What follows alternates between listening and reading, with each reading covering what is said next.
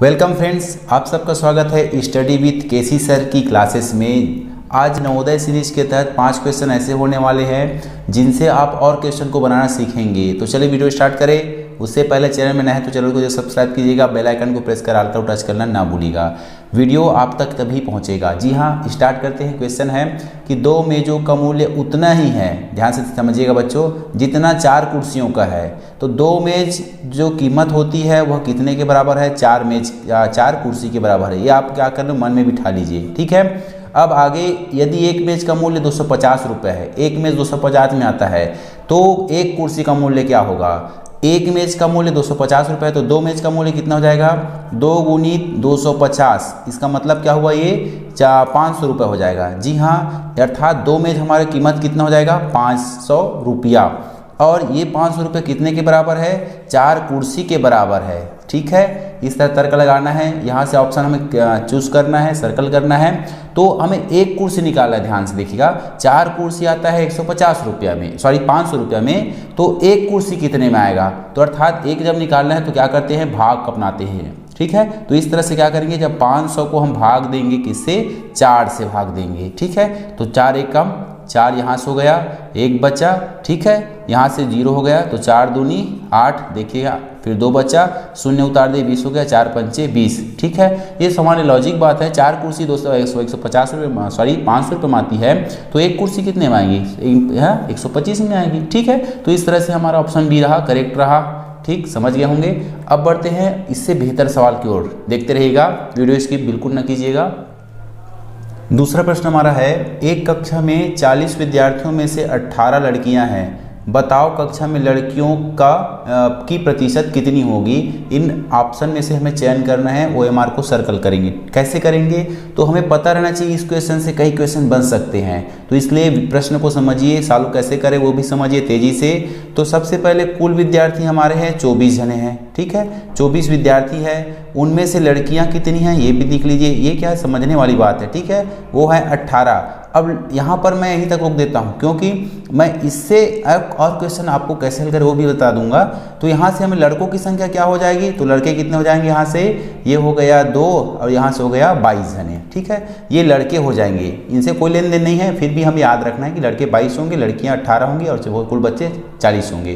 Clear? अब हमें क्या निकालना है? लड़कियों की प्रतिशत। तो हमें ध्यान दीजिए, लड़कियाँ कितनी हैं? 18, और हमेशा कुल को नीचे लिखेंगे। इस बात को ध्यान दीजिए, कुल जो है, कुल कहीं भी रहे, कुल पूर्णांक है ना, पूर्ण अंक, उसको हम टोटल को नीचे लिखेंगे। तो टोटल कितने हैं? 40।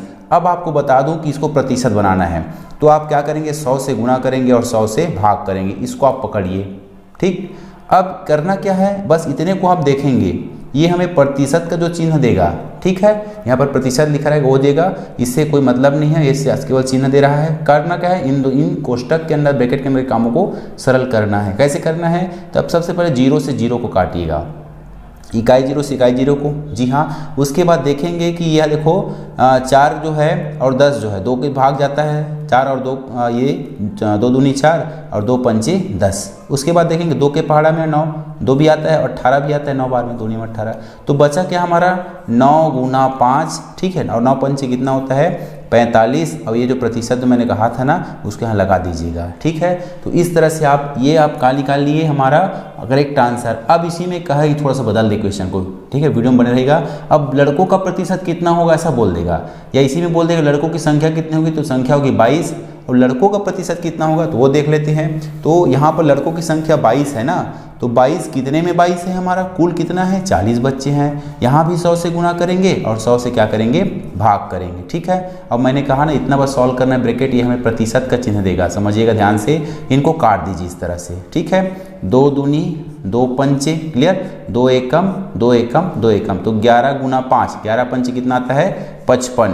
जी हाँ, लड़कियों का प्रतिशत आया था 45 और लड़कों का आ गया 55, तो ये टोटल कितने हो गए?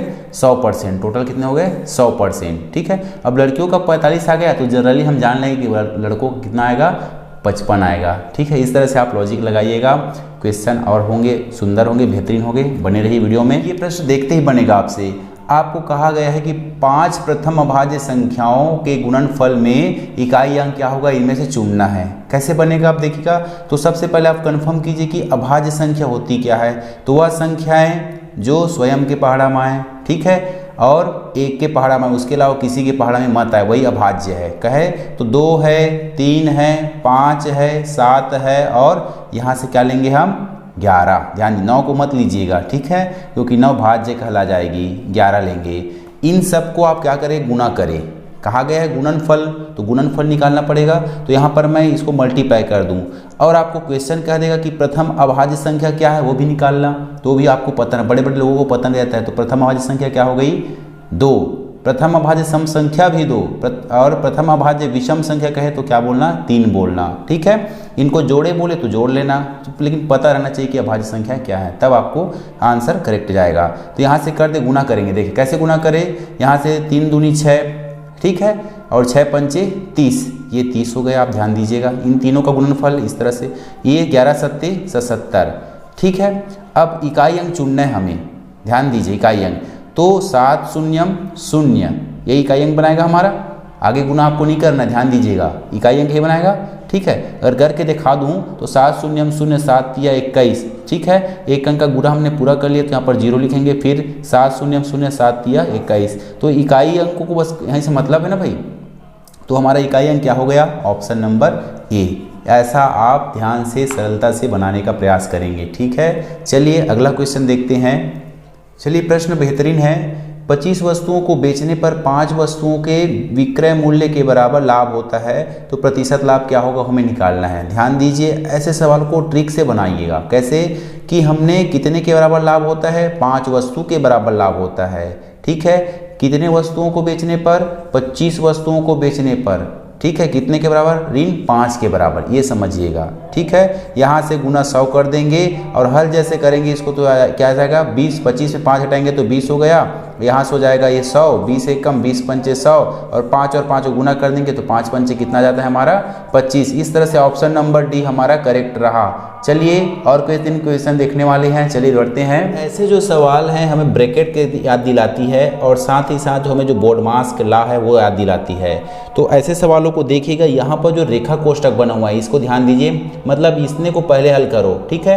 तो इसके अंदर क्या क्या गया, पहला ब्रैकेट आ गया, तो 5 में 3 कम करेंगे तो क्या आ गया, यहाँ से 2 आ गया, ठीक है। इसके बाद 2 ऐसा लिखा हुआ है ऋण, उसके ऊपर क्या लगा गया है, फिर ये जो पूरा तरह से जो रेखा कोष्टक है वो हल नहीं हुआ है, ठीक है ना। तो ये पहले मैंने कोष्टक छोटा को हल किया है, तो ये आ गया, ये जस का तस है, आगे में 2 ऐसा लिखा गया है, ठीक है। अब देखेंगे क्या, तो इसके बाद हम इन दोनों को सॉल्व करेंगे कि यहाँ पर चिन्ह में शामिल इसमें रेखा कोष्टक में नहीं है, इस बात का ख्याल रखिएगा। तो 2 में 2 घटाएंगे तो क्या आ गया हमारा, 0 आ गया। आगे क्या लिखा है, 2 ऋण, ठीक है। मैंने यहाँ तक 0.08 को इधर लिखना छोड़ दिया हूँ, क्योंकि पहले मुझे इतना बताना है करके, अब मैं बाद में लिख रहा हूँ, ठीक है। अब 2 में 0 घटाएंगे, ध्यान दीजिएगा, 2 में 0 घटाएंगे तो कितना आएगा, 2 ही आने वाला है इस तरह से। और उसमें क्या जोड़ देंगे, 0.8 को। विशेष रूप से ध्यान दीजिए, पूर्ण अंक है, ये भी पूर्ण अंक है, ठीक है। दोनों पहले जुड़ेंगे तो क्या हो जाएगा, ये 2 हो जाएगा, और जो 0 यहाँ पर 0.8 है वो अधूरा है, अपूर्ण है, तो 0.8 हो गया। तो इस तरह से हमारा ऑप्शन नंबर बी करेक्ट रहा। इस पर आप OMR शीट को क्वेश्चन के हिसाब से सर्कल कीजिएगा। इस तरह से वीडियो बहुत छोटा है, उम्मीद है पसंद आया होगा। मिलते हैं इसी चैनल पर इसी समय, तब तक के लिए जय हिंद जय भारत।